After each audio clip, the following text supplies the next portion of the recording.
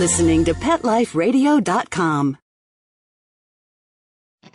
What Were You Thinking is brought to you by Dog.com.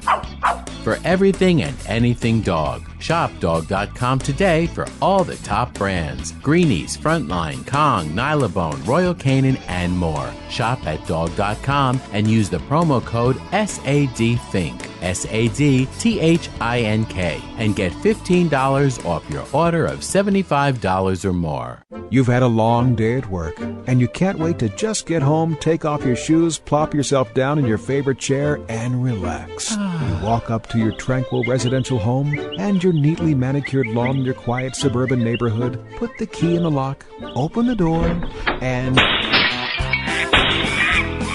Yes, the pets have gone wild! What were you thinking? Welcome to the show about everything you always wanted to know about exotic pets, where to get them, what to feed them, and how to care for them. You'll even find out why some people live with a monkey. Now, here's your host, exotic pet expert and author Bob Tarte. Hey, Bob, what were you thinking? Hi, I'm Bob Tarte, author of the books Enslaved by Ducks and Foul Weather, and this is a very special, not a pet show episode of What Were You Thinking? Oh no, I can hear you saying, what could it be? It can't be another birding show already, but that's what it is, even though just 2 shows ago I did a birding show. We're doing one again, but think of this as a bonus show. Because next week I am hoping to interview a pet sitter on the continent of Australia. This will be the first international episode of What Were You Thinking? So that's going to be a lot more interesting than this show. It is, and that's book character Bill Holm that you're hearing.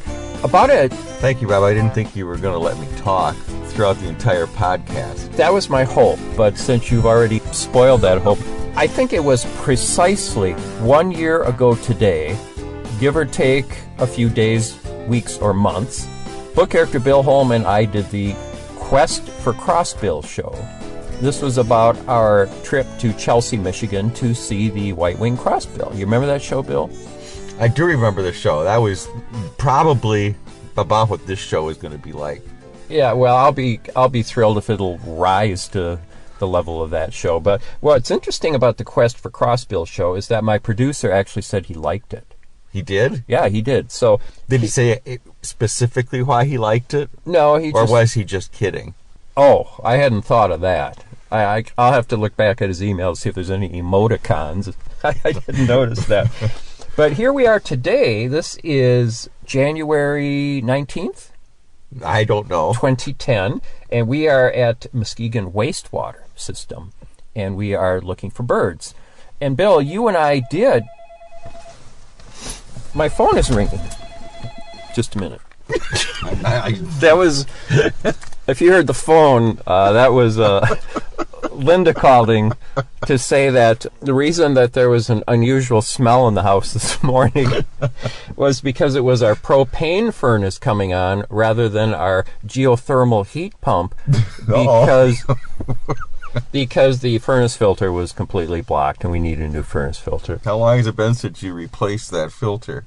So a year ago today, we did the Quest for Crossbills show. And we're at Muskegon Wastewater, and we're going to... Muskegon Wastewater, I'm going to read you a brief description of it in A Birder's Guide to Michigan by Alan T. Chartier and Jerry Ziarno. It says, the huge Muskegon County Wastewater Management System, referred to by birders as the Muskegon Wastewater System, includes 11,000 acres of aeration, settling, and spraying areas, and is one of the best birding areas in the state. And that'd be the state of Michigan. As with any wastewater treatment area, the olfactory sense is assaulted immediately upon arrival. I'll say. And here I thought that was Bill. That was the smell you brought from your house. So, in Michigan, I think I already said that's a good birding place. So there's some... That's why we're here. That's why we're here. And also because what's historic is that there's a chapter in my book, Foul Weather, called Muskegon Wastewater, and it's about a trip to Muskegon Wastewater by book character Bill Holm and me. Isn't that something? Kind of makes your head spin. Wow. What is reality and what is art? So when Perhaps art creates reality. yes, when Bill and I went to Chelsea last year, a new piece of technology we were testing was the my new GPS system to try and give us to my friend Dave's yard where we could see the crossbills. And what is this huge bird coming? That is at an us? absolutely huge bird. I'm going to pause a minute. We're seeing our first bird, a tundra swan. Holy cow! Wow. That was beautiful. Yeah, I think it was a tundra swan. It was white. It was a white swan. That was one big bird. It just came out of nowhere. Yeah, it flew. Well, it flew out of nowhere. It did. So, It flew with within like 30 feet. it did. And that's the kind of things you see at Muskegon Wastewater Treatment System. Yes, that's why we're here. Yes. So We've been rewarded already. we have. So what we're going to do, I don't see how we're going to make this into a whole show. How long are these normally? 15 minutes. We can't even. No, they're a half hour. A half hour? Yeah. Should we So pick it up later, maybe? yeah. Or So, is this going to be part of your next show, perhaps at the end? no? Well, what we're going to do now, Bill and I just turned into Muskegon Wastewater and into idiots. And what I was saying is, this time I just remember my train of thought before Linda phoned about the furnace filter, and that was that on our last trip to Chelsea, we tried out my GPS system, Gypsy, which is not the brand name; it's my pet name. Ooh. And this time I'm trying a new piece of technology, and it's I have my iPod Touch with me that Linda gave me for Christmas, and there's some birding software in it called iBird Pro. It's a complete field guide in an iPod app. That's incredible. It's incredible. And so I'm going to see if that's any kind of replacement. Bill has a traditional field guide. Printed. I have one too. But What is wrong with a book? You can hold it. You can turn the page. You can look at it. It's these darn kids today. I don't understand it at all. I don't understand it either. So, and also, Bill had a GPS. He has a new one, and that guided us here. And I've noticed some personality differences between his GPS and mine. How would you describe yours? Mine is a Harridan. Yes. It It just, especially if you get off the course that it wants you to take. yeah. Gypsy generally gives me a 2-mile notice before I have to turn. But Deneen only gives Bill a 1 mile. The name is not Deneen. It gives Bill a 1 mile notice, and then she's quite angry if we don't turn left or right when she tells us to. Turn right, Yeah, she says. yeah, and here's a couple other really huge birds. Are they the same thing? I think so. Should we get our binoculars? Yeah, let's do that since we're birding. What happened to mine? Oh, they're in the back. Oh, they're... Well, that was exciting. We just saw it. Was that 2 or 3? I have trouble. That was 2. I have trouble That was telling 2. 2 from 3. I'm never going to be a good bird counter. We just saw 2 more tundra swans fly over, and we're only just at the entrance of Muskegon Wastewater. And if I'm not mistaken, isn't that a hawk up on that phone line over there? Yeah, it is. Okay, we're going to lift the binoculars and see what that is. I hope this is interesting you. See, I'm hoping for a red shoulder hawk. I haven't seen a red shoulder hawk before, and somebody on the birding group said this is the year of the red shoulder hawk. Any comments on that, Bill? I think that's a lie. Not that I don't know if I should start going after the birders.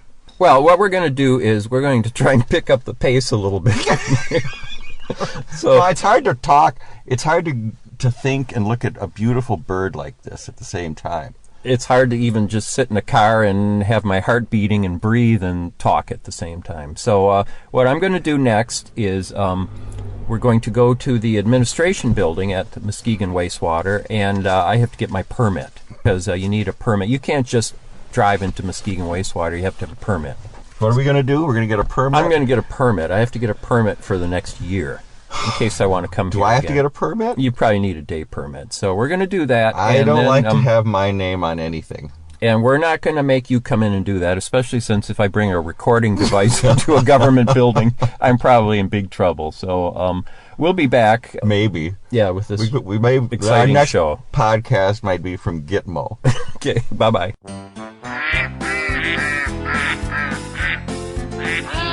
What Were You Thinking? We'll be right back after Bob gets the ducks out of his living room. Don't go away.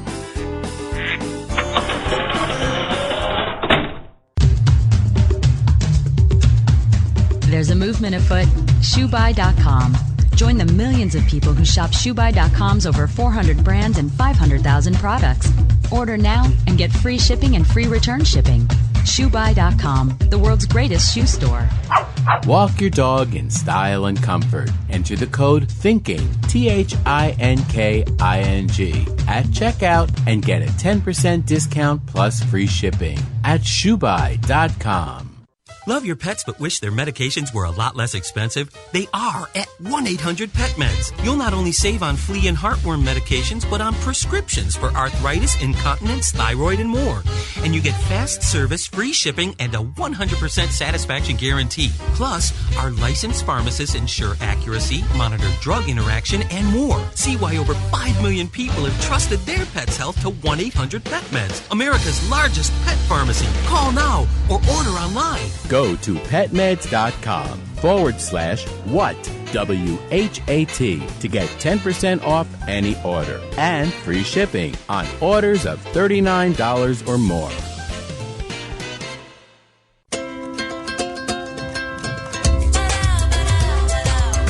At Petco, we really love pets. There isn't anything we won't do to make sure they're getting the best products and the best care. So when you ask us a question like, so how do you feel about cat condos? We can say from experience, Feels like home for her. Enter the code WHAT, WHAT, and save 10% on orders of $65 or more, plus free shipping at petco.com. Hello! I'm Deborah Wolf, and I'm inviting you to my animal party on Pet Life Radio. The dress code? Come as you are. Pajamas, a tux. You can even go naked like your pets. Unleash your party animal at my animal party. Guests you know from Animal Planet, TV, radio, the news, and bookstores will be joining me. And that's because after I won Best Pet Radio in America from the DWAA, I got my paw in the door and I met a lot of amazing people. And the best of the best are going to be coming to the party. They're coming to party with us. So join us at the animal party. Don't miss the party. Every week on demand, only on PetLifeRadio.com. Let's Talk Pets on PetLifeRadio.com. Okay, ducks are in the pond, rabbits in his hutch, and monkeys... Oh, in my car! Oh, okay, well, I go check my insurance policy. We'll turn you back over to Bob. Hey, so I just got my permit renewed, and we're here in the pond system, I guess you call it, the treatment ponds. Bill, would you like to describe what we're seeing? Well, these are secondary treatment ponds, I believe. Maybe tertiary treatment that goes on here, where the little microbes do the sort of one of the final cleansings of the wastewater, just the huge amount of wastewater that comes in here. And today, as we look out over these vast ponds, they are frozen solid. And it really, correct me if I'm wrong, Bob, but these aren't the best bird watching conditions, are they? I don't Especially for water birds. No, I don't think we're going to be seeing a lot of ducks today. I did see somebody so desperate for flowing water that I saw a gentleman stop his car by a stream. There was clearly nothing there. And he got out of his car, and I couldn't see anything. My guess was that maybe he saw winter wren. So... And if you're a birder, you're going to be slapping your thighs right now at that one. That is one of the funniest jokes I've heard all day. So, and I see some people looking rather despondent walking down. These are large cement ponds, like Ellie Mae Clampett would have loved to have had in her backyard, but one of them is about 3 square miles. This one on our left. Is it really 3 square miles? Yeah, Well, it's this one about must that. be 2. And I wanted to go down the Center Dike Road, but it looks like they've plowed some snow to create a barrier so we can't go down there. So And perhaps slide off into one of the ponds. yeah, so it may be we can't go anywhere. We may Yes, there are berms. There are berms between these giant ponds that you can drive on normally. Oh, there's some flowing water over there.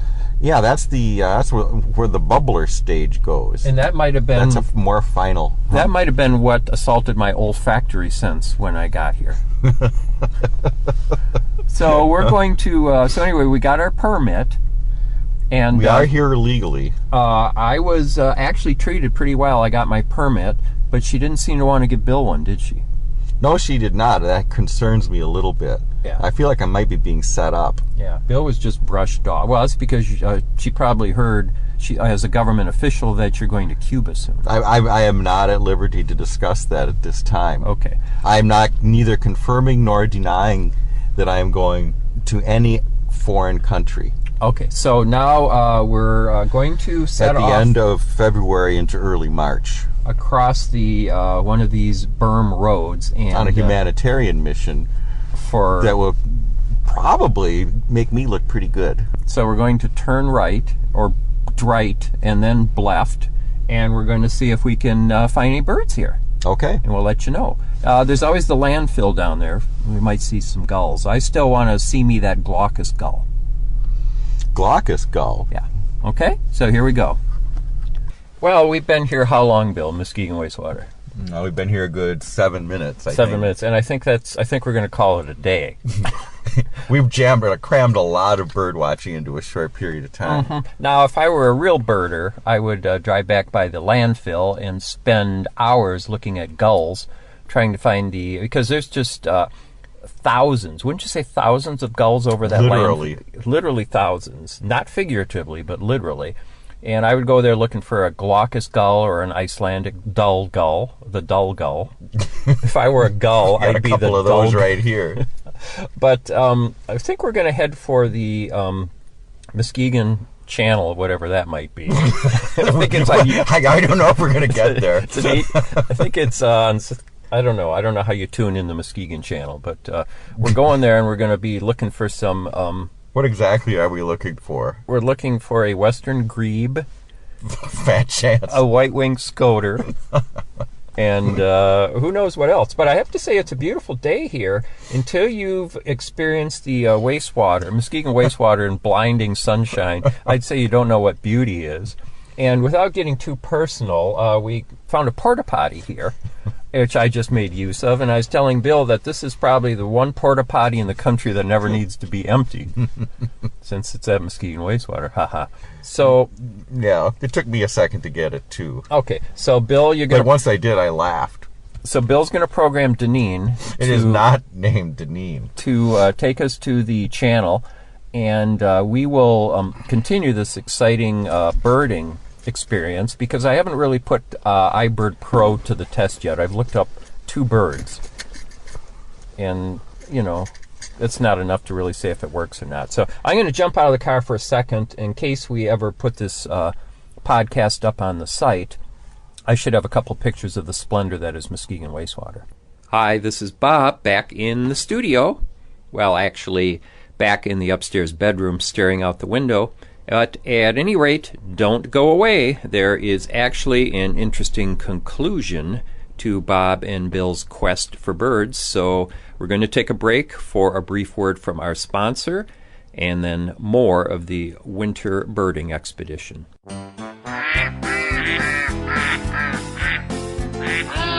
What Were You Thinking? We'll be right back after Bob gets the ducks out of his living room. Don't go away. FTD's network of over 40,000 florists around the world have been creating beautiful handcrafted arrangements for 100 years. Each arrangement is delivered the same day and backed by FTD's 7-day satisfaction guarantee. For a century, people have trusted their most important occasions to the flower experts at FTD. Since Pet Life Radio is all about puppy dogs and flowers, our listeners, that's you, can get a 20% discount on your order. Just go to fluorop.com and use the code THINKING at checkout. FLEUROP.com and use the code word THINKING. Hello? Danica, where have you been? Oh, Grandma, I've been busy, racing, GoDaddy girl. Oh, I built my own online store with GoDaddy. Really? Let me see. Grandma'sAuction.com. Hey, are those Grandpa's golf clubs? Grandma needs her bingo money. Use promo code WHAT10, WHAT, the number 10, and get a .com domain name for just $7.49 at GoDaddy.com.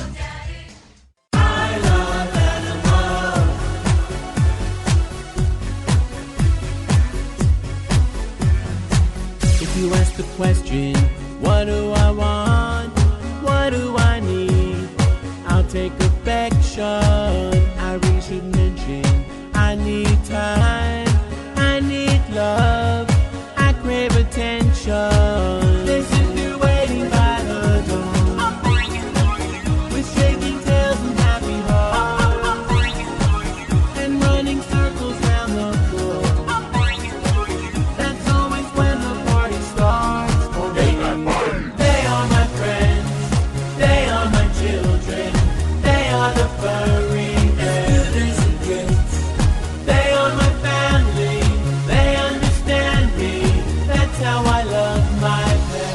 I Love My Pets, the new single by Mark Winter, available on iTunes. Aquariums and pond keeping are among the most popular of all hobbies in the United States and throughout the world. In fact, fish are probably the most numerous pet in people's homes and in their businesses. In Aquarium Mania, we'll learn more about the secret and not-so-secret life of fish and other inhabitants, the basics of good aquarium keeping, the complexities of the aquarium industry, and the science and art that surround this fascinating hobby. I'm your host, Roy Anong, and I'd like to thank you for joining us. Aquarium Mania. Every week on demand, only on PetLifeRadio.com.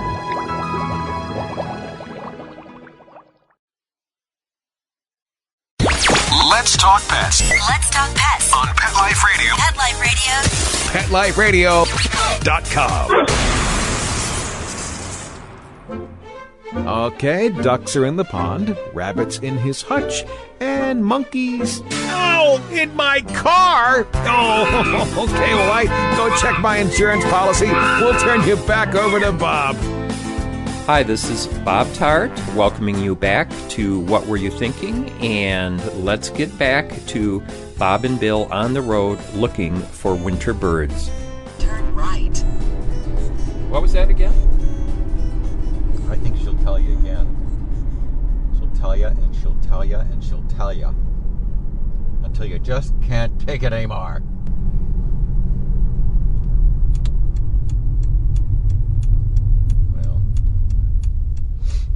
Maybe I'm not being fair.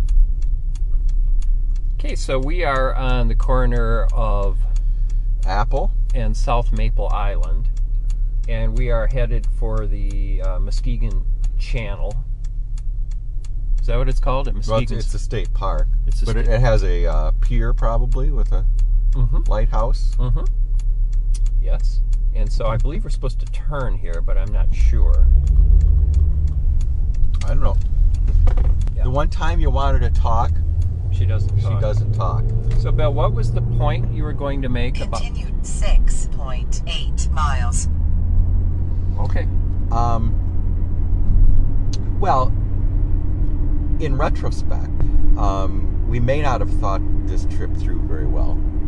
I mean, it's 28 degrees. We're going to a place that its main attraction is water birds, not icebergs. And you'd think that we'd put two and two together and think that, well, these ponds are contained when it's been cold like this for weeks, it's likely they're frozen and there will not be one single bird there. So where are we going? We're headed for more water now. That's right. But I believe this is flowing water. It's open water. There should be no problem in spotting those scoters and grebes. The western grebe. And I'm hoping somebody saw a few days ago, I've never seen a long-tailed duck before. They saw not one long-tailed duck, not two long-tailed ducks. How many long-tailed ducks? They didn't even see 10 long-tailed ducks. You know how many they reported? 5,400. Who reported this? One of the birders. One of the birders. You can report this is a it. Typical birder. Let's do 5,500. Okay, we'll look for those two. So yeah. Okay, so that's where we're headed right now. Well, Bob, this looks like the end of the road. It is the end of the road. We have arrived at Muskegon State Park after some little problems with the GPS. The GPS took us in a big circle and then laughed. But we did drive past the Bayer Crop Science Facility. That's Bayer, the Bayer Crop Science Facility. And I made a good remark. Yeah, what was it, Bob? Sprinkle some on your crops and call me in the morning. Anyway, here we are. I declared it at the time the best joke of the day. It is. It was. But maybe there's a better joke and it's on us. Oh, excellent. Because we are trying to get to the break wall so we can get to the channel to see all these scoters and 5,400 long-tailed ducks. But what's happened here, Bill? Well, we're right on Lake Michigan. And we're on Scenic Drive, and there's this one narrow road that goes out to the breakwater where you can probably go out there in normal weather and walk. But the closer we got, the worse the driving got, and now we can't go any further. No. And so we're stuck. This is the end of it. We haven't seen one bird except a swan. Right. And I saw a crow. A crow. And I saw a guy looking for a winter wren. Does that count? Today it does. This is the worst day of bird watching anyone has ever had. It just about is. Because everywhere we went, one place was frozen. This road is snowed over, so we can't go anywhere. It is the middle of winter. Mm-hmm. You'd thought we might have learned our lesson. Well, it's a state park. I thought they might plow it. Not in Michigan. Yeah. There are no more plows. There's no money. They sold them for scrap. Mm-hmm. Yep. And that money is going to ex-Governor Engler's retirement fund. It is. Going directly into it. So I guess this is a short podcast today, except that maybe we'll learn a lesson from it. And what's the lesson? Well, I guess the listeners will learn a lesson. Never again. Never again listen to one of them. All right, well, if anything else happens, we'll check back. Well, we are on the road again, trying for another access to see the birds, because we are living proof that cheaters never prosper, quitters never quit, and fools never learn. So what happened was we were looking for a place to eat, and Bill decided to ask his GPS Deneen. It's not Deneen. Where there was a buffet in the area. And so he called up the little keyboard and typed in U.S. so that he could search the entire United States of America for a buffet. Well, what happened was when he typed in U.S., a match came up, and what did it say, Bill? It said SS Silversides. And it just so happens that when I was looking on the Muskegon Nature Center website yesterday, the scoter and grebe was seen close to the USS Silversides. So 8.8 miles, turn right. So we might not be done with this podcast yet. There may be more fun afoot. Well, here we are by the USS Silverstone in Silversides. By the it's not named after Alicia Silverstone? No, it's not Alicia Silverstone. Oh, it's named after Raymond Burr. Yeah, well, it's named after his character, Martin Silversides. who had just one leg. He did. But he had a nice silver sport coat that he wore. And that's why they call him That's Silver why Spides. they call it the Silver Spides. Silver Spides. So after we had a delicious meal at the House of China in Muskegon. Yeah. And they're famous in Muskegon for their yellow gravy. Yeah, which egg is foo young. authentic as well as delicious. And what you can customize that egg foo young. You can with brown gravy. With brown gravy. Yes, but you have to ask for the brown gravy. Everything comes with yellow gravy, including the coffee. But you have to, if you want brown gravy, it's a special order. Yes, but the fried rice was $2.82, Mm-hmm. and they had a number of fine meals. And if you, there was another thing you could get special there. There was? Mm-hmm. The way that they would cook your food for you. Oh yes, you could ask specifically to have your meal steamed. Even as we speak, I'm looking at a pair of spectacular birds, which I will tell you about in a moment. We thought, and we're secretly sort of hoping, that this was just going to be a complete fool's errand, right? Well, that's what we were expecting based on precedent. Yeah, that nothing would come of this. But Bill's GPS Deneen... It's not Deneen. It is unnamed. Led us to the Muskegon Channel, and as I pointed out before, they don't have cable or satellite in Muskegon. They only have this one channel. And so... When did you point that out before? It may have been just a dream I had. So anyway, we pulled up among the ice floes, and really, there are ice floes. This is like Uncle Tom's cabin. It is. I keep expecting the Perils of Pauline star to appear on these and to go over a waterfall with Buster Keaton. Mm. So I immediately saw a pair of red-breasted mergansers, which is a pretty good thing to see. Bill immediately saw some gulls. Oh, yeah. They were difficult to spot. They're lined up on the railing that keeps us from driving into the channel. Parked right up against the railing, and there's this lineup of seagulls that are fighting. They are very happy with each other. Or with they're us. completely ignoring us, really. Well, they don't want us here. That's obvious, because no one really does. We saw a goldeneye, and we saw some redheads, and so I got out of the car just because... I couldn't believe it. No, my foot was falling asleep, because otherwise there's nothing that would make me stir from the car on a winter's day, especially after having eaten shrimp vegetable. That was the name of my meal, shrimp vegetable, and I was just kind of wanted to snooze it off, and I still see those spectacular birds, Bill. And I got out of the car and started walking around. Maybe, I bet I took 3 steps. You were probably, I think you were 3 steps from the car. So I turned and I tried to get Bill's attention 3 steps from the car, but he couldn't see me that far. Well. And I couldn't raise my voice. But finally I got to the car and I said, I see the western grebe. And there were 2 of them. Yeah, there were. And spectacular birds from Michigan. And where are the western grebes usually found? They're from the Grebish region out west. Oh. There's a Grebish western grebe region. I'll look it up. Yeah. Well, you could probably be more specific on that later. Yeah.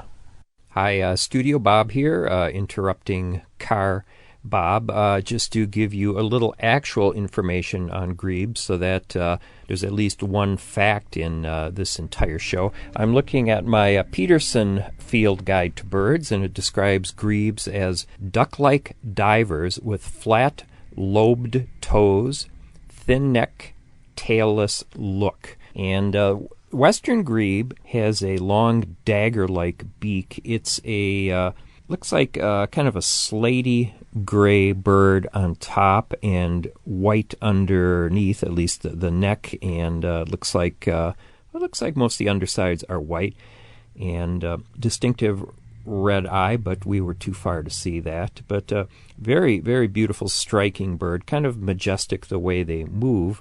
And I'm looking at the range map to find out exactly where those grebish portions of the United States are. And it looks like in the winter you would expect to find them on the west coast. This map shows them all the way up from British Columbia, perhaps even into Alaska, and down through the Baja Peninsula. in the Pacific, and in the summer they come inland. It looks like as far as North and South Dakota, but I don't see them anywhere east of the Mississippi. They remind me a little bit of a loon, tiny bit, but anyway, that's the western grebe, at least as far as appearances go. So anyway, it's been a surprising end of the day for us. Be careful. And we really didn't expect, how do our expeditions usually end? They usually end in disappointment, humiliation, recrimination, a lot of bickering as we drive back and forth. Blame. Linda's not here to blame. But in this case, remarkably, we actually saw what we wanted. I do wonder, though, if when I get home, I'm going to look in our bird bath and I'm going to see a western grebe. So that's how we got a good ending to the podcast. And I have to say that I faltered a little bit with the iPod software because I could not identify one of the birds I saw. I finally needed to get out my Sibley's Guide to Birds and just thumb through several pages of ducks before, I'm embarrassed to say, before I identify. What was that? No, it was the female scaup. Yeah. Because it had white in the front. There's those grebes again, showing off, just acting like they belong here. It didn't help that you were looking up redhead when you thought you were looking up scaup. No. And if I didn't have that book, I could have just looked up brunette. There's something else flying in. I have to say that description of you paging through the book was especially interesting. Thank you. I think maybe that's the end of the podcast then. Thank you for joining us for another wonderful birding expedition podcast. It turned out wonderful for me because 2 new birds for this trip, the tundra swan and, of course, the western grebe. And if you think you could be a more interesting guest than Bill, if you think you can entertain people more than this show, and I'm sure you can, email me at bob@petliferadio.com, bob@petliferadio.com, because I think that we're going to put the show on the air. No. I think we are. So thanks to Mark Winter, our producer, for tearing his hair out and sitting through this. Yes, I especially want to thank him. I mean, this was more ducks. This is a hot spot for ducks. It really is. This did turn out to be some of my personal reflections on the day. It started out very badly and ended up well. Well, that's an amazing reflection. They don't get any deeper than that. Thanks for joining us. Bye-bye. Thinking about buying a monkey? How about a ferret or a skunk? Then check out the show that will answer the burning questions. Where do you get them? What do you feed them? How do you take care of them? And most of all, what were you thinking? With exotic pet expert and author Bob Tarte. Every week on demand from PetLifeRadio.com.